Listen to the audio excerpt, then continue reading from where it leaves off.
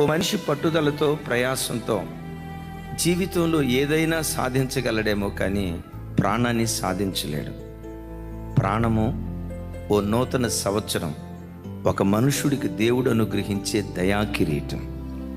చరిత్ర పుటల్లో మనం చూస్తే కొంతమంది మహానుభావులు అని పిలువబడిన వారు, కోట్లకు పడగెత్తిన వారు, ఆరోగ్య సూత్రాలు కడు జాగ్రత్తగా పాటిస్తూ ఎక్కువ కాలం బ్రతకాలి.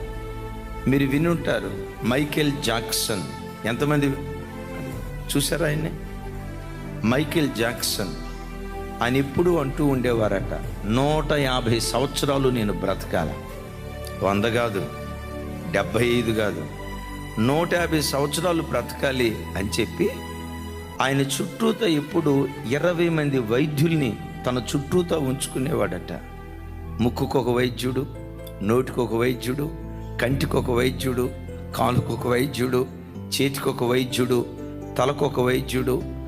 ఒక్కొక్క అవయవాన్ని ఇన్సూరెన్స్ చేయించుకున్నాడట. ఇన్సూరెన్స్ ఎందుకు ఇంత ప్రయత్నం చేశాడంటే 150 సంవత్సరాలు బ్రతకాలని. తప్పేమీ కాదు, కానీ విచిత్రం ఏంటో తెలుసా?